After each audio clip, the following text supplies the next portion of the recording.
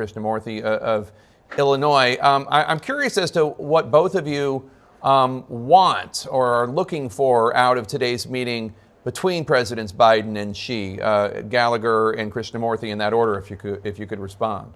I think the best thing that could come out of this is potentially the reestablishment of a crisis communication channel. Think a military-to-military phone that exists to minimize the potential for a miscommunication or to deal with if there's an accidental collision in and around the first island chain. That would be a productive step going forward. That by itself would not be sufficient to avoid a war. We need a deterrent by denial posture, but it could be constructive. The worst case scenario would be if we relieve sanctions or 301 tariffs in return for a promise of future cooperation. Time and again, we've seen with the CCP, we pay cash up front, their check is always in the mail, so we just need to make sure we don't fall into that trap again. I think that I would echo the sentiment about reopening a military-to-military communications channel. I'd also like to see progress with regard to reducing fentanyl precursors coming out of China, going into Mexico, and then flooding our market flooding our country through the Sinaloa cartel. I think that the CCP could control that a lot better and reduce that flow of fentanyl ultimately reaching our country. So you're also here to release details of an investigation by your committee. In brief, last December, a local official in the small town of Reedley in Central California near Fresno, warning some of this is graphic, that official stumbled on a clandestine lab in what was supposed to be a vacant warehouse. The lab contained thousands of vials of biological substances and mice used for testing. Subsequent inspections determined labels on some of the vials said in Mandarin and in code that they contained infectious pathogens, including the AIDS virus and COVID and tuberculosis and the deadliest known form of malaria. One freezer was labeled Ebola.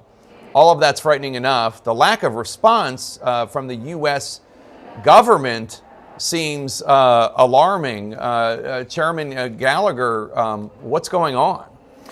Well, were it not for the work of local officials who saw essentially a pipe coming out of the building that didn't belong, we may not have discovered this. And when they tried to contact federal government entities like the CDC, in some cases they were hung up on. So I think what this investigation has revealed is that we don't have in place adequate tripwires to detect and prevent biolabs like this from being established. And in many cases, you're able to buy these pathogens and some of this material online. That's unacceptable. And the individual in question was a criminal with a long criminal record with dubious ties to the PRC. This was a massive problem, and we're hoping this will spur productive legislative action going forward to prevent this from happening again. Right. The committee found that the lab was owned by a fugitive, a Chinese fugitive from Canada. He entered the U.S. illegally. He was getting payments from Chinese banks. According to your report, he was arrested last month for allegedly reselling counterfeit medical testing kits. Congressman Krishnamoorthi, do you think that the Chinese government knew what he was doing? Do we have any idea what exactly he was doing? No, we haven't seen evidence of that. However, I would go back to two things that Mike pointed out. One is anybody, whether it's a fugitive, whether it's a fraudster, whether it's a domestic terrorist, can purchase very dangerous pathogens online without very little vetting, if any vetting at all. I mean, you need an identification, a driver's license to get Sudafed in any local pharmacy, but you don't need even that to get Ebola online. The second thing is we need to equip the CDC and other agencies with the tools and authorities to proactively prevent this type of situation from arising in the first place. So, Chairman Gallagher, what should happen now, do you think? Well, right now we're actually holding a quasi-hearing on the event. We have biosecurity experts, we have the local officials, and we're hoping that out of this conversation comes an agenda for bipartisan steps we can take in this Congress to prevent this type of thing. At a broader level, I think the committee is going to be turning in the next year to this issue of synthetic biotechnology in general and the competition in that cutting edge technology with the CCP.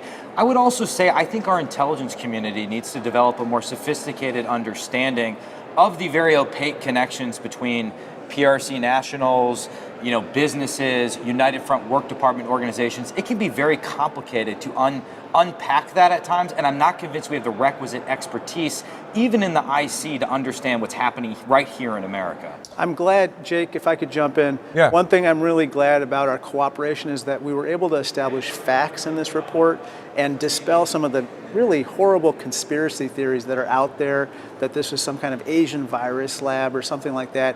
We got to stop that kind of talk and rhetoric and just talk about the facts. No, it's great to see, and as always, it's great to see bipartisanship and evidence-based work. So kudos to both of you, and thanks for coming on, and thanks for the work you do. Thank you. Thank you, Jake. Lowe's knows when your kitchen comes together,